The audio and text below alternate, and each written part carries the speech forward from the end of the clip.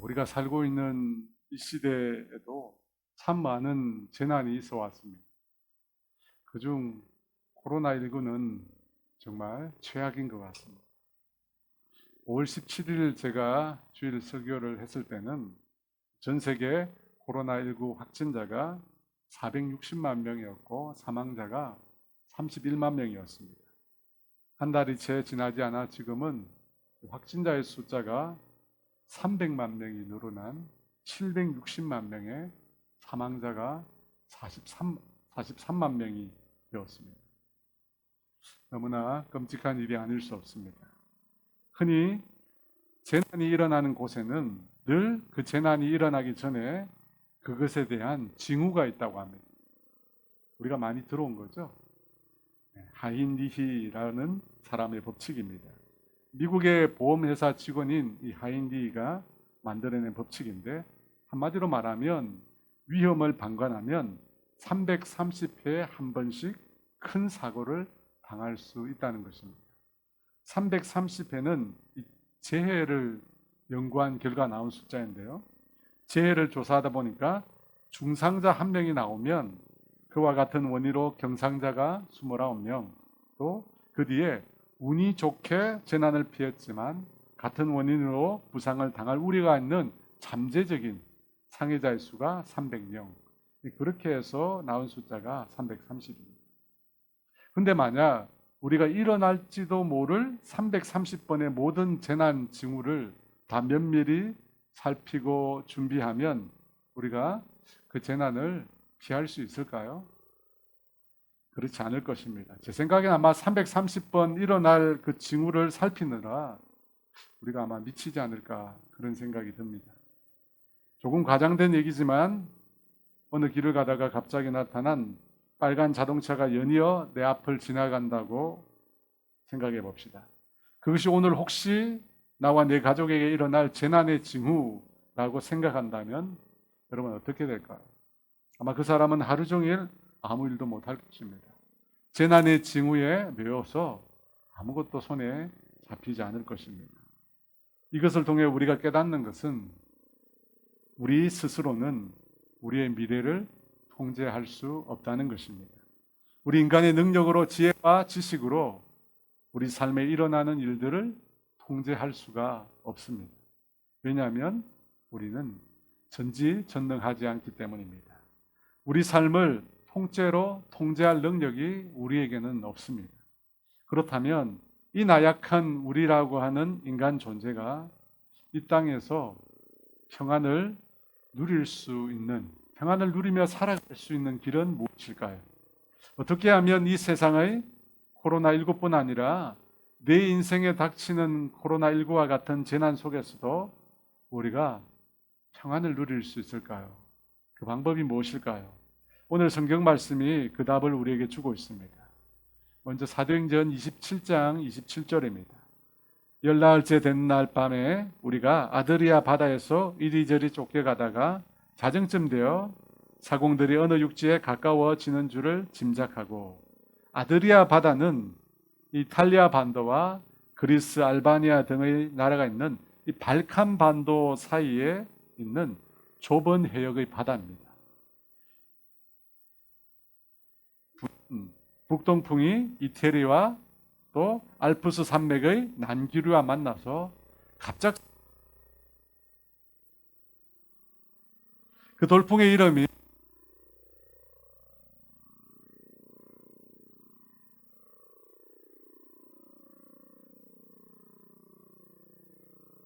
그래서 바다는 이게 있습니다. 그래서 겨울이 시작되려고 할 때니까 이 항해가 매우 힘들 것이라고 경고합니다.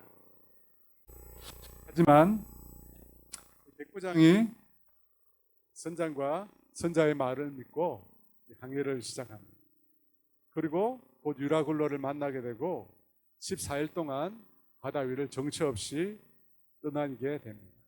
그 배에 타고 있던 사람들의 총수가 276명이라고 합니다. 그걸 보면 이 배는 당시 아주 규모가 큰 배임을 알 수 있습니다. 그럼에도 광풍이 얼마나 거셌는지 배가 그것을 전혀 견뎌내질 못했습니다. 20절에 보면 배에 탄 사람들의 절망적인 상황이 그려져 있습니다. 여러 날 동안 해도 별도 보이지 아니하고 큰 풍랑이 그대로 있음에 구원의 여망마저 없어졌더라. 여러분, 장마철에 하루라도 해가 비치지 않으면 굉장히 답답합니다. 그런데 열흘이 넘도록 낮과 밤이 구별되지 않을 정도로 흑암 가운데 있었다면, 게다가 큰 풍랑이 계속해서 배전을 때리고 있었다면 그 배에 탄 사람들의 마음의 상태가 어떻게 될까요? 말을 안 해서 그렇지 정말 그 속이 말이 아니었을 것입니다. 여러분, 밤은 원래 캄캄하니까 밤에는 괜찮을 거라 생각할 수도 있는데, 당신은 나침반이 없으니까 별을 보고 항해를 했던 시대입니다. 그런데 밤에 별을 볼 수가 없으니까 전혀 향방을 잡을 수가 없는 것입니다. 도대체 이 배가 어디로 떠다니고 있는지 전혀 알 수가 없었다는 것입니다. 여러분, 이것이 힘든 것입니다. 우리가 방향을 알 수 없을 때, 도대체 내 인생이 어디로 흘러가고 있는지 알 수 없을 때, 그때가 우리에게 참으로 힘듭니다. 그때 우리 앞이 캄캄해지고 마음이 답답해지고 심지어 절망과 불안감이 우리를 덮쳐옵니다. 지금 바울이 탄 이 제수선은 앞뒤 좌우 사후뿐 아니라 사방뿐 아니라 위로 하늘도 막혀 있습니다. 흔히 사방이 막혀도 솟아날 곳이 있다고 하는데 지금 솟아날 하늘도 보이지 않습니다. 저는 이 풍랑에 떠다니고 있는 이 배의 상황이 코로나19를 겪고 있는 우리의 상황과 유사하다고 생각이 듭니다. 여러분, 도대체 언제쯤 끝이 날까요?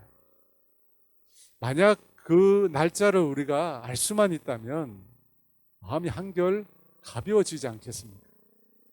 설령 코로나19가 2021년에도 계속된다 하더라도 정확히 언제 끝날지 그 날짜를 안다면 어렵지 않게 견딜 수 있을 것이라 생각이 듭니다. 그런데 문제는 도통 알 수가 없다는 것입니다. 어디로 가고 있는지, 얼마나 계속될 것인지 우리가 전혀 알 수가 없습니다. 그래서 우리 모두가 답답해하는 겁니다. 그리고 이대로 모든 것이 끝나지 않을까? 그런 부정적인 생각이 들기도 합니다. 여러분, 이렇게 인간은 방향을 잃을 때 위기를 맞게 됩니다. 여러분은 인생의 방향을 잃어버렸다라고 하는 생각이 들 때 그때 어떻게 하십니까? 기도하십니까? 혹시 산기도하러 가시지 않습니까? 예전에는 이 기도원에 올라가서 금식하며 기도하는 경우가 많았습니다. 40일 금식하면서 내 인생을 두고 주님과 사생 결단을 하겠다는 겁니다. 그렇게 내 앞길을 보여달라고, 어디로 가야 할지 방향을 가르쳐달라고 내어 달렸습니다. 요즘은 또 어떻게 하는지 모르겠습니다. 제 개인적으로는 저는 참 우아하게 그 시간을 보낸 것 같습니다. 왜냐하면 하와이로 가서 그 시간을 보냈기 때문입니다. 하와이 코나에 가면 그런 말이 있습니다. 코나는 코너에 몰린 사람이 오는 곳이다. 참 맞는 말입니다. 저도 방향을 알지 못했으니까 코너에 몰린 것입니다. 여러분, 하와이 코나는 은퇴한 사람들이 쉬러 가는 곳이 사실은 아닙니다. 인생의 방향을 잃어버렸을 때, 어디로 갈지 모를 때, 내 인생의 나침반을 다시 정하려 할 때, 그때 가는 곳입니다. 지난주에도 제가 한 분을 만났는데 그분도 어디로 갈지 모르고 있었어요. 그래서 제가 코나로 가라고 등을 떠밀었습니다. 여러분, 인생의 방향을 고민할 때 기도원을 가든지 코나로 가든지 선택을 해야 합니다. 마태복음 7장 7절에 구하라 그리하면 주실 것이요, 찾으라 그리하면 찾아낼 것이요, 문을 두드리라 그리하면 너희에게 열릴 것이니. 이 말씀은 인생의 방향을 잃었을 때, 어디로 갈지 우리가 모를 때 우리가 주님 앞에 해야 할 일을 말씀하고 있습니다. 또 코로나19를 보내고 있는 우리가 해야 할 일이기도 합니다. 이 말씀 속에 그것이 잘 담겨 있습니다. 지금 우리는 주님을 찾고 구하고 두들겨야 할 그런 시점에 있습니다. 사방팔방이 다 막혀버린 그런 절망적인 상황 가운데 오늘 성경에 나오는 사람들은 어떻게 행동을 했을까요? 28절에서 30절입니다. 물을 지어보니 20길이 되고 조금 가다가 다시 재니 15길이라 암초에 걸릴까요? 고물로 단 넷을 내리고 날이 새기를 고대하니라. 사공들이 도망하고자 하여 이물에서 닻을 내리는 채하고 거룻배를 바다에 내려놓거늘. 14일 동안이나 바다에서 표류를 했습니다. 그러다가 자정쯤에 사공들이 어딘지 모르나 육지가 가까워 왔는 줄 알고 물의 깊이를 재었다고 합니다. 여러분, 오래 바다에서 살아온 선원들은 멀리서도 이 육지 냄새, 땅 냄새를 맡는다고 합니다. 어떤 냄새인지 저도 참 궁금한데요. 그 냄새를 통해 육지가 가까이 있다는 것을 안다고 합니다. 그때부터 물의 깊이를 시간차로 재어본 것입니다. 처음에는 물 길이가 물이 20길, 약 36m 정도가 되었다고 합니다. 조금 있다가 다시 재어보니 15길, 27m가 됩니다.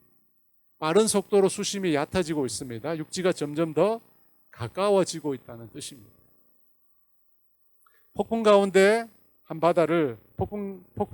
바다 한가운데를 떠다녔기에 육지가 가까워졌다라고 하는 것은 좋은 일인 듯 보이지만 사실은 굉장히 위태로운 상황이 될 수도 있습니다. 아직도 흑암이었습니다.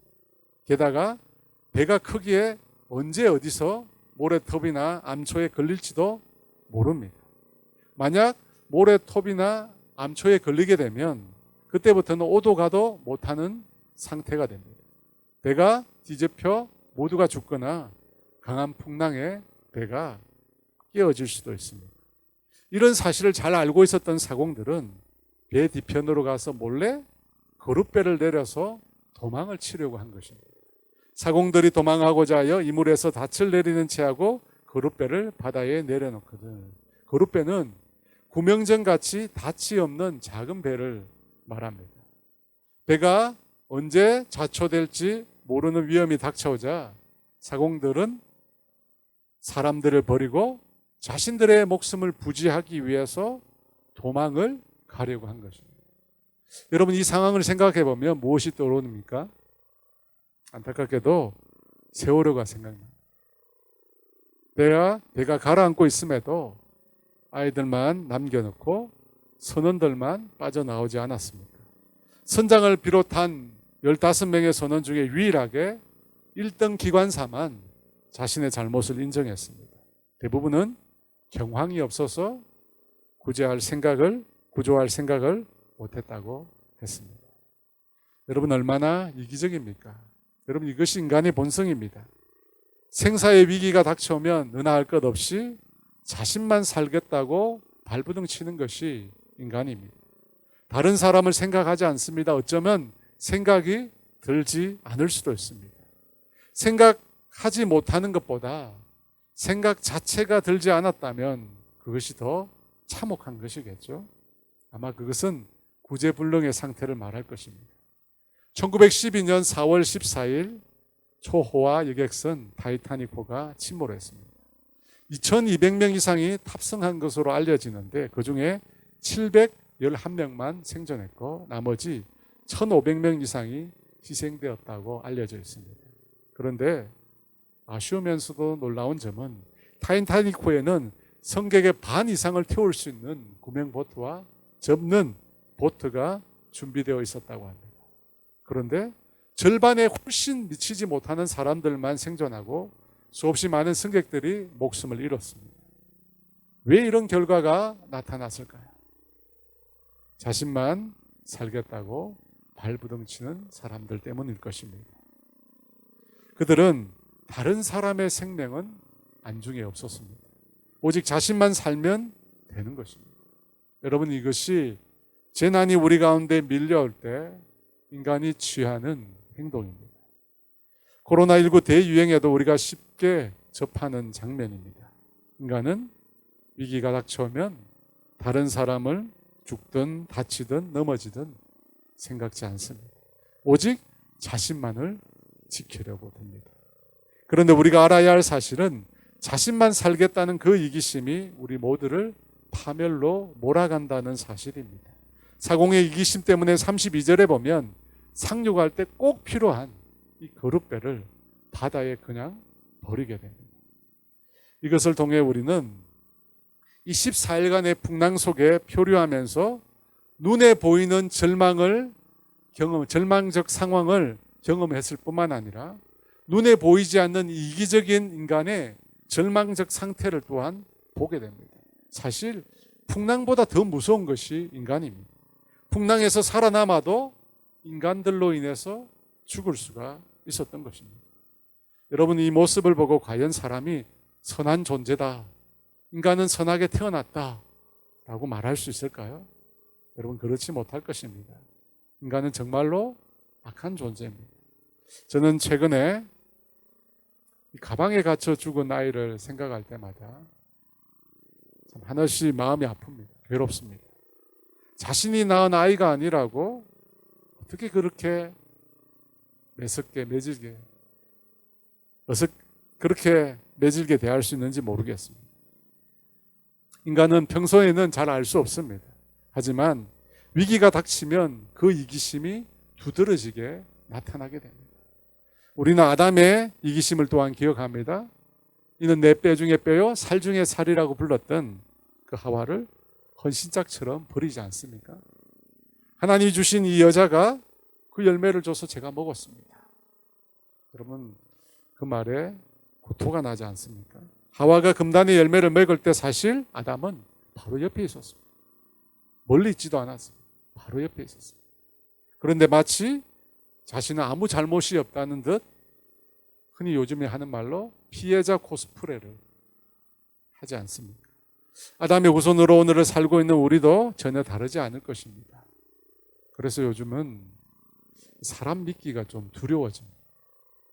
과연 믿을 수 있는 사람일까? 예전에는 그런 말이 있었어요. 사계절을 함께 해보면 사람을 알 수 있다고 했는데 오늘 말씀을 보면 생사를 같이 해봐도 진짜 믿을 수 있는 사람인지 알 수가 없는 것 같습니다.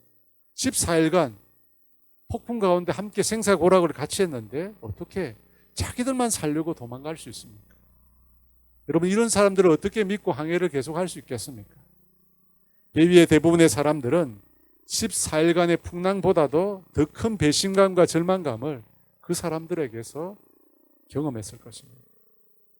하지만 여러분, 예수를 믿고 따르는 우리 성도들은 이 사람들과 달라야 하지 않겠습니까? 김보성 집사님이 그런 말을 했는데요.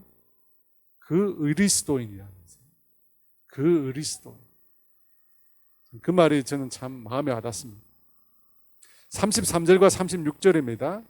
날이 새어가매 바울이 여러 사람에게 음식 먹기를 권하여 이르되 너희가 기다리고 기다리며 먹지 못하고 줄인 지가 오늘까지 10나흘인즉 음식 먹기를 권하노니 이것이 너희의 구원을 위한 것이요 너희 중 머리카락 하나도 잃을 자가 없으리라 하고 떡을 가져다가 모든 사람 앞에서 하나님께 축사하고 떼어 먹기를 시작하며 그들도 다 안심하고 받아 먹으니 14일간 풍랑 속에서 고통받고 또 선원들의 이기적인 행동에 깊이 실망한 사람들에게 사도 바울이 다가가고 있습니다.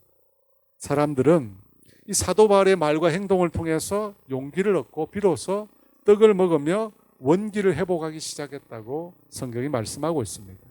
이 안심했다는 것은 용기를 얻었다는 뜻입니다. 사람들이 힘과 용기를 되찾았다는 것입니다. 물론 여러분 보면 상황은 달라진 것이 아무것도 없습니다. 여전히 절망적인 겁니다. 절망적인 상황입니다. 하지만 사람들은 사도 바울의 말과 행동을 통해서 용기를 얻고 힘을 갖게 되었습니다. 그러면 과연 바울은 사람들에게 무엇을 해주었을까요? 무엇을 했기에 사람들이 이렇게 회복될 수 있었을까요? 먼저 바울은 사람들을 위로하고 격려했습니다. 바울이 여러 사람에게 음식 먹기를 권하여 이르되 너희가 기다리고 기다리며 먹지 못하고 줄인 지가 오늘까지 10나흘인즉 음식 먹기를 권하노니 이것이 너희의 구원을 위한 것이요 너희 중 머리카락 하나도 잃을 자가 없으리라. 바울은 사람들을 위로했습니다. 여러분, 위로는 상대방의 상황을 가슴 깊이 이해할 때만 가능한 것입니다. 그래서 위로는 흔히 동일한 아픔을 경험한 사람만이 나눌 수 있다고 합니다. 그래서 고린도후서 1장 4절에 우리의 모든 환난 중에서 우리를 위로하사 우리로 하여금 하나님께 받은 위로로서 모든 환난 중에 있는 자들을 능히 위로하게 하시는 이시로다. 무엇이라고 합니까? 하나님께 받은 위로로서 모든 환난 중에 있는 자를 능히 위로할 수 있다고 합니다. 그래서 이 위로하는 사람들은 대부분 자신이 먼저 환난 당한 자들입니다. 자신이 환난 받았기에 동일한 환난을 겪고 있는 다른 사람들을 위로할 수 있다는 것입니다. 그래서 일명 위로자들을 일명 상처 입은 치유자라고 부르는 것입니다. 바울은 사람들을 위로했습니다. 그의 위로가 사람들에게 용기와 힘을 북돋아 주었습니다. 왜냐하면 바울도 폭풍 치는 바다 가운데 그들과 함께 생사고락을 함께 했기 때문입니다. 사람들이 폭풍 치는 바다 가운데 얼마나 힘들어하며 애타게 벗어나기를 원했는지 바울도 잘 알고 있었다는 것입니다.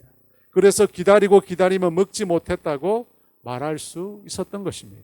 사람들의 기다림이 얼마나 간절했는지 식음을 전폐할 정도였다고 바울이 증언할 수 있었던 것입니다. 또 바울은 사람들을 격려했습니다. 어떻게 했습니까? 너희 중 머리카락 하나도 잃을 자가 없으리라. 여러분, 이 말은 과장입니다. 하루에도 한 사람이 60개 이상 머리카락이 빠지는데 평균적입니다. 많이 빠지는 분도 있겠죠. 그런데 어떻게 머리카락 하나도 잃지 않겠습니까? 분명 과장입니다. 하지만 기분 좋은 과장입니다. 어느 누구도 다치거나 목숨을 잃을 일이 없다는 것입니다. 그래서 아무런 걱정도 하지 말라는 것입니다. 여러분, 죽음의 두려움과 불안에 가득한 사람들에게 이보다 좋은 격려의 말이 어디 있겠습니까? 어려움 가운데 있는 사람들에게 종종 이런 격려가 필요합니다. 격려는 현재 있는 상황을 그대로 말하는 것이 아닙니다. 그거 격려 아닙니다. 격려는 다분히 미래지향적입니다. 지금은 그렇지 않아도 나아질 것이라는 전망을 담고 있는 것입니다. 바울의 이 격려가 진짜 힘이 되었던 이유는 조금 위에 다루겠지만 하나님의 말씀이 그것을 뒷받침해 주었기 때문입니다. 즉, 부도수표가 아니었다는 것입니다. 사도 바울이 사람들을 위로하고 격려하는 이 말과 행동은 코로나19로 어려움을 겪고 있는 사람들을 맞이하는 교회가 취해야 될 행동의 하나라고 생각합니다.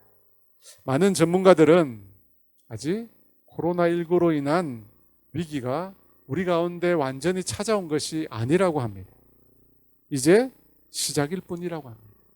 여러분, 우리는 경험이 있잖아요. 우리나라가 IMF 위안 위기를 당했을 때 TV를 통해서 하루에 수없이 많은 사람들이 목숨을 끊은 것을 우리는 듣고 보았습니다. 그 전에 95년대에 비해서 98년은 인구 10만 명당 자살자의 숫자가 7.8명이 급증을 했습니다. 10만 명에 7.8명이니까 여러분 4천만 명으로 계산하면 도대체 몇 명이 늘어난 것입니까? 하루아침에 평생 직장으로 생각하는 곳에서 쫓겨나고 평생 모은 재산으로 세웠던 회사가 파산나고 아무런 흔적도 남기지 않고 배우자가 가출해버려요. 참 그 얘기가 많았던 것 같아요. 어느 날 집에 돌아왔는데 아내가 없는 거예요. 어느 날 집에 돌아왔는데 남편이 없는 거예요. 연락도 안 되는 거예요. 그렇게 아이들을 버리고 떠난 부모들이 많았습니다. 많은 사람들이 노숙자로 전락을 했습니다. 하루가 멀다 하고 수없이 많은 사람들이 목숨을 끊었습니다. 여러분, 그때를 기억하십니까? 어쩌면 지금 우리에게 자세히 뉴스를 통해서 나오지 않지만 그런 엄청나게 많은 비극적인 사건이 우리 주변에서 일어나고 있는지 모릅니다. 올해 5월 실업자 수가 1999년 IMF 이후 최고라고 합니다. 정말 코로나19보다 더 큰 위기가 우리 앞에 놓여져 있습니다. 여러분, 이때 교회는 무엇을 해야 할까요? 하나님을 믿는 하나님의 백성들은 무엇을 어떻게 해야 할까요? 저는 오늘 사도 바울에게서 그 답을 찾고 싶습니다. 너희가 기다리고 기다리며 먹지 못하고 줄인 지가 오늘까지 열 나흘인즉 음식 먹기를 권하노니 이것이 너희의 구원을 위한 것이요 너희 중 머리카락 하나도 잃을 자가 없으리라. 교회가 지금 해야 할 것은 고통받는 이웃들을 위로하고 격려하는 일일 것입니다. 여러분, 이것이 주님이 우리 교회들에게 원하시는 것입니다. 여러분, 그래서 이 위기가 도리어 복음 전파의 좋은 기회가 되는 것입니다. 세상의 고통이 우리가 귀를 기울여야 할 때입니다. 그리고 그들의 필요를 채워줘요. 복음 전파는 인간의 영육의 필요를 다 채워주는 하나님의 방법입니다. 저는 이번에 우리 교회 권사님들이 코로나19로 어려운 가운데 있는 우리 선교사님들을 돕기 위해서 헌금하신 것에 대해 이 자리를 빌어서 깊이 감사를 드리고 싶습니다. 말씀들을 안 하셔서 대부분 성도들이 잘 모르실 겁니다. 저도 사실은 마음은 있었지만 말씀을 못 드렸는데 우리 권사님들이 자발적으로 헌금을 모아서 주셨습니다. 선교사님들이 큰 위로를 받았다고 다들 말씀해 주셨습니다. 여러분, 지금 교회가 해야 될 일이 바로 이와 같은 일이라고 생각합니다. 어려운 가운데 있는 사람들을 돌보고 그들을 위로하고 격려해야 되느니 우리의 사명으로 주님께서 주신 줄 믿습니다. 바울은 고통 중에 있는 사람들을 이렇게 말로 위로하고 격려했습니다. 그리고 난 후에 어떻게 합니까? 자신이 먼저 떡을 가져다가 모든 사람들 앞에서 하나님께 축사하고 먹기 시작합니다. 여러분, 어떻게 생각해 보면 참 어이가 없습니다. 왜냐하면 지금이 감사하면서 떡을 뗄 수 있는 순간입니까? 14일간을 암흑과 폭군 가운데 보냈습니다. 이제 겨우 육지에 가까워진 것 같은데 선원들은 자기만 살겠다고 도망을 치려고 했습니다. 배가 모래톱이나 암초에 걸릴 가능성이 농후한 그런 위험한 때입니다. 이런 긴장된 때는 가만히 잠잠히 기도하고 있어야 될 때가 아니겠습니까? 그런데 바울은 35절에 떡을 가져다가 모든 사람들 앞에서 하나님께 축사하고 떼어 먹기를 시작했다고 합니다. 배짱이 좋은 것일까요? 어떻게 이런 상황에서 음식이 넘어갈 수 있을까요? 그런데 바울은 떡을 가져다가 모든 사람들 앞에서 하나님께 축사하고 하나님께 감사의 기도를 드렸다는 것입니다. 그리고 맛있게 그 떡을 먹기 시작했습니다. 저는 말씀을 준비하면서 바울이 생사의 위태로운 상황 가운데 어떻게 사람들에게 용기를 주어 격려하고 하나님께 감사할 수 있었을까를 생각해 보았습니다. 도대체 어떻게 그 순간에 그런 행동을 할 수 있었을까? 분명 바울 자신의 인간적인 능력에서 나온 것은 아닐 것입니다. 그런 담대함과 그런 평안함은 하나님께서 주신 것일 겁니다. 사도행전 27장 22절에서 26절 말씀입니다. 내가 너희를 권하노니 이제는 안심하라. 너희 중 아무도 생명에는 아무런 손상이 없겠고 오직 배뿐이라. 내가 속한 바 곧 내가 섬기는 하나님의 사자가 어젯밤에 내 곁에 서서 말하되 바울아 두려워하지 말라. 내가 가이사 앞에 서야 하겠고 또 하나님께서 너와 함께 항해하는 자를 다 내게 주셨다 하였으니 그러므로 여러분이여 안심하라. 나는 내게 말씀하신 그대로 되리라고 하나님을 믿노라. 그런즉 우리가 반드시 한 섬에 걸리리라 하더라. 바울이 어떻게 사람들을 위로하고 격려할 수 있었는가? 절망의 상황에서 어떻게 오히려 감사할 수 있었는가? 그것은 사도 바울에게 하나님의 말씀이 있었기 때문입니다. 구원과 생명의 약속이 그에게 있었기 때문입니다.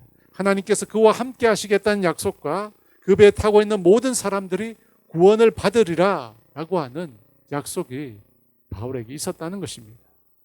사랑하는 여러분, 왜 위기 가운데, 절대절명의 위기 가운데 하나님의 사람들이 위대할 수 있는가? 하나님의 말씀이 그들에게 있기 때문입니다. 여러분, 하나님의 말씀이 있기 때문에 우리가 그 상황을 이기고 이길 수 있는 것입니다. 여러분은 오늘 하나님의 이 말씀을 경험하고 싶지 않습니까? 받고 싶지 않습니까?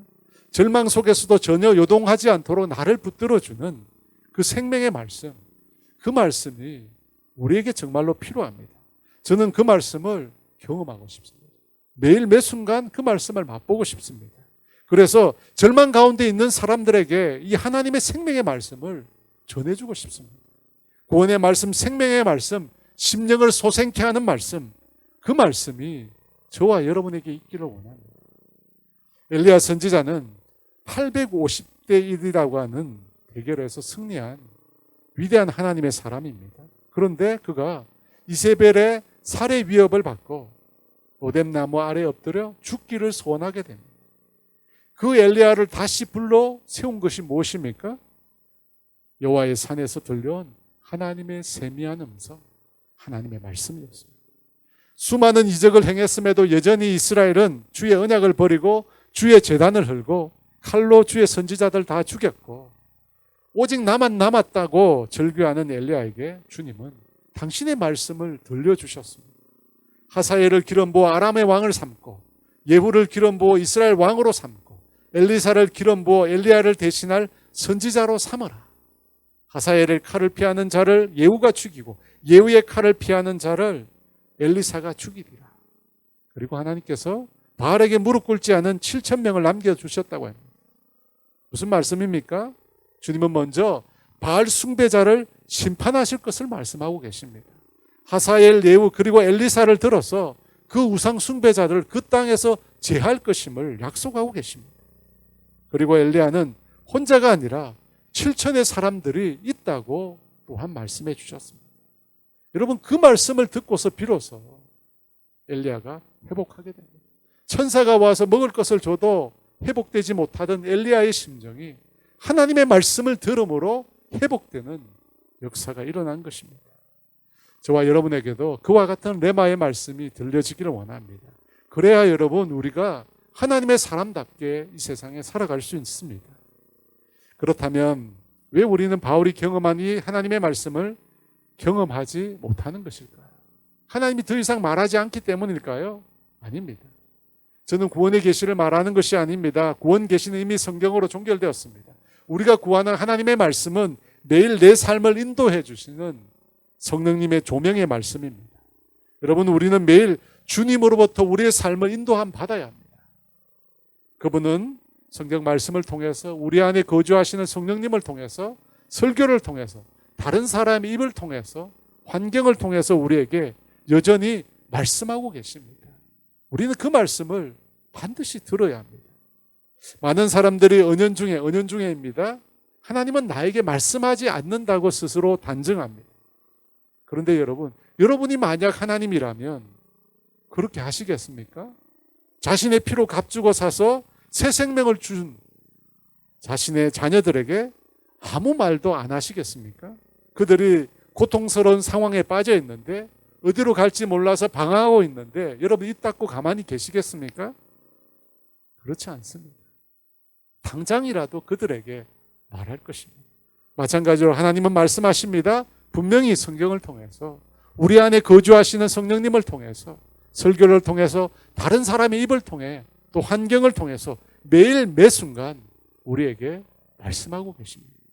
문제는 우리가 그 주님의 말씀에 귀를 기울이지 않는다는 것입니다. 왜냐하면 내 삶이 하나님의 말씀에 대해 절실하지 않기 때문입니다. 여러분, 풍랑 속으로 배를 항해한 선주, 선장, 백부장이 처음부터 바울의 말을 들었습니까? 아닙니다. 처음에 그들에게 바울의 말은 필요가 없었습니다. 비로소 절대절명의 위기가 오니까 말씀이 필요해진 것입니다. 여러분, 우리도 그렇습니다.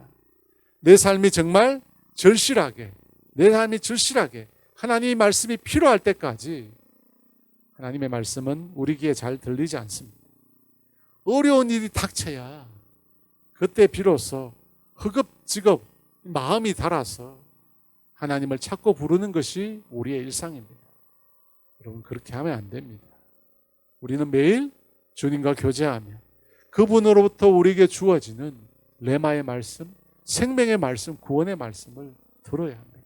그리고 그 말씀 위에 내 인생의 집을 세워야 합니다. 그러면 그 어떤 창수가 와고 바람이 불어도 내 인생의 집은 흔들리지 않는 것입니다. 또 우리가 하나님의 말씀을 듣지 못하면 그 말씀에 순종할 마음의 준비가 되어 있지 않기 때문입니다. 여러분, 우리의 타락한 본성은 늘 하나님의 말씀을 거부합니다. 여러분 그거 아세요? 매일매일 설교를 하고 말씀을 묵상하는 목사도 매일매일 시험에 부딪힌다는 것이에요. 매일매일 우리가 하나님의 말씀을 거부하고 싶어요. 가까이 하고 싶지 않습니다.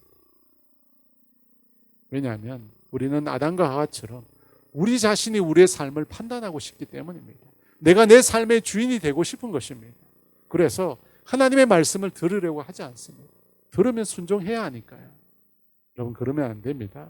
내가 주인이 되면 하나님의 말씀이 내 삶의 능력으로 나타나지 않습니다. 내가 여전히 주인으로 주인 행사하면 하나님의 능력의 손이 내 삶 가운데 나타나지 않습니다. 그래서 먼저 하나님의 말씀을 있는 그대로 받아들이고 그 말씀에 순종하려고 하는 마음의 태도를 갖추십시오. 비록 그 말씀이 내 상식에 맞지 않더라도, 내 경험에 맞지 않더라도 말씀이 나를 주장하게 하십시오. 하나님의 말씀이 나를 다스리게 하십시오. 그러면 그런 마음의 태도를 갖게 되면 말씀이 들려지기 시작하고 말씀이 내 삶을 다스리면서 하나님의 말씀의 능력이 내 삶 가운데 나타나게 될 것입니다. 저는 그런 하나님의 일하심이 저와 여러분에게 나타났으면 좋겠습니다. 여러분 마리아가 그랬습니다. 천사 가브리엘이 마리아에게 나타나서 내가 잉태하여 아들을 낳으리니 예수라 하라 말합니다. 여러분 너무나 황당한 일 아닙니까? 마리아가 그래서 나는 남자를 알지 못하는데 어떻게 이런 일이 일어날 수 있습니까? 라고 대묻습니다. 그때 천사가 요한의 어머니 엘리사벳의 얘기를 하면서 그녀도 늙어서 임신하지 못하는데 아이를 갖지 않았느냐 말하면서 대저 하나님의 모든 말씀은 능치 못하심이 없다고 말합니다. 그때 마리아의 반응이 뭡니까? 주의 여종이오니 말씀대로 내게 이루어진 주의 여종이오니 말씀대로 이루어진다고 그렇게 고백합니다. 하나님의 말씀을 말씀대로 받아들이게 된 것입니다. 그때 비로소 성령님께서 그녀에게 강하게 임재하시게 된 것입니다. 그러므로 우리는 하나님의 말씀을 들어야 합니다. 여러분 하나님의 말씀을 들어야 합니다. 하나님께서는 우리에게 당신을 알리기를 원하십니다. 당신의 계획과 뜻을 우리에게 가르쳐 주기를 원하십니다. 그런데 우리가 듣지 않으려고 하는 것입니다. 바울이 수차례 백부장과 선주와 선장에게 말했음에도 그들은 듣지 않았습니다. 그럼에도 놀라운 것은 듣지 않았음에도 하나님의 말씀은 이루어지지 않는 것이 아닙니다. 하나님의 말씀은 인간이 가로막아도 반드시 성취되게 됩니다. 그래서 44절에 마침내 사람들이 다 상륙되어 구조되었다고 말합니다. 여러분 하나님의 말씀은 선포되면 헛되이 되돌아가지 않습니다. 반드시 하나님의 뜻을 이루십니다. 그래서 이사야 55장 11절에 이렇게 말씀합니다. 내 입에서 나가는 말도 이와 같이 헛되이 내게로 되돌아오지 아니하고 나의 기뻐하는 뜻을 이루며 내가 보낸 일에 형통함이니라. 사랑하는 여러분, 말씀을 정리합니다.